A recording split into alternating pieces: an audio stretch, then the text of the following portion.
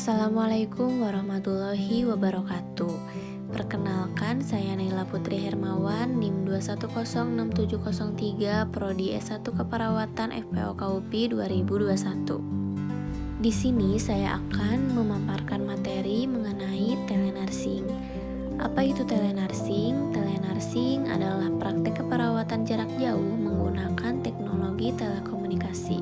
Menurut National Council of State Boards of Nursing tahun 2011.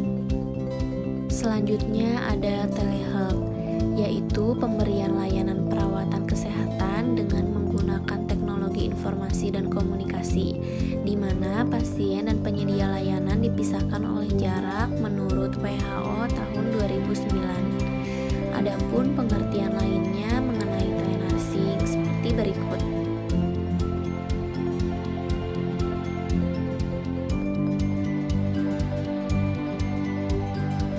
Tujuan aplikasi telenursing yaitu menyediakan bantuan untuk pasien yang memiliki kesulitan untuk mengunjungi rumah sakit terkait faktor ekonomi, kekurangan sarana transportasi, kendala jarak jauh, pasien lansia, pasien penyakit kronis yang dirawat di rumah, atau situasi-situasi lain. Adapun cakupan aplikasi potensial dari telenursing yaitu pelatihan, perawatan, membantu, dan kolaborasi. Selanjutnya, hal-hal yang harus diperhatikan dalam pengoperasian telenursing. Yang pertama, masalah hukum. Yang kedua, hukuman perdata dan pidana dapat dijatuhkan terhadap penyedia layanan kesehatan jika mereka tidak mematuhi hukum negara, dan memastikan garis panduan protokol standar, praktik yang aman dan etis dengan privasi dan kerahasiaan informasi pasien. Lalu ada tipe of telenursing. Ada beberapa tipe. Yang pertama ada triase telenursing, yang kedua ada call center service, yang ketiga ada konsultasi melalui secure email messaging system, yang keempat ada konseling melalui hotline service, yang kelima discharge planning telenursing, yang keenam home visit telenursing atau telehome care, yang ketujuh ada audio, dan yang terakhir ada supportive care. Manfaat telenursing untuk perawat, pasien atau klien, dan rumah sakit. Untuk perawat, jam kerja fleksibel, kepuasan dan kenyamanan kerja, efektivitas biaya, efisien. Untuk pasien atau klien, ekonomis, meningkatkan partisipasi aktif keluarga, mengurangi kunjungan ke pasien case, meningkatkan akses, dan meningkatkan kenyamanan pasien dan keluarga. Dan untuk rumah sakit itu mengatasi kekurangan perawat, dan lain-lain. Tantangan telenursing, yang pertama kesulitan dalam penggunaan teknologi karena kurangnya petunjuk, pendidikan, bantuan, dan dukungan bagi perawat maupun pasien. Yang kedua, risiko terhadap keamanan dan kerahasiaan dokumen klien.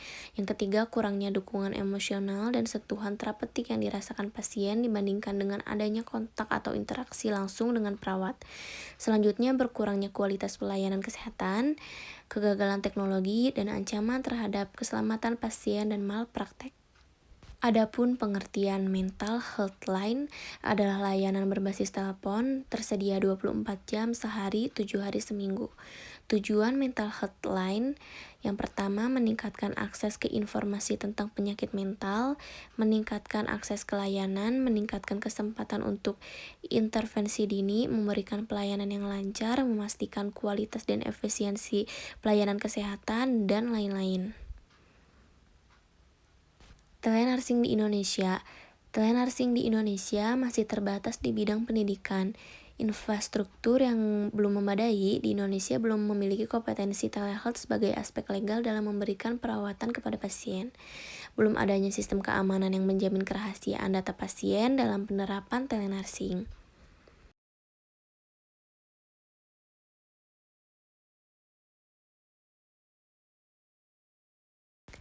Strategi pengembangan telenursing. Yang pertama, pemahaman yang baik tentang pelayanan kesehatan dan permasalahannya. Yang kedua, fasilitas atau features, teknologi dan infrastruktur jaringan yang tersedia, kerjasama sinergis berbagai pihak. Yang ketiga, inovasi yang dikembangkan secara konsisten dan berkelanjutan. Yang terakhir, penelitian lebih lanjut diperlukan untuk memahami bagaimana layanan tersebut dapat memaksimalkan efektivitas dan jangkauannya ke seluruh populasi. Seorang perawat yang melakukan pelayanan keperawatan jarak jauh tetap menggunakan proses keperawatan untuk mengkaji, merencanakan, mengimplementasikan, mengevaluasi, dan mendokumentasikan asuhan keperawatan menurut Sanderson 2018. Telenursing tetap mengharuskan adanya hubungan terapeutik antara perawat dan klien. Dalam telenursing, hubungan tersebut dapat terbina melalui penggunaan telepon, internet, atau alat komunikasi yang lainnya. Menurut Scott Teo tahun 2017. Kegiatan telenursing membutuhkan integrasi antara strategi dan kebijakan untuk mengembangkan praktek keperawatan, penyediaan pelayanan asuhan keperawatan, dan sistem pendidikan serta pelatihan keperawatan menurut Jansen tahun 2011. Sekian dari saya. Terima kasih.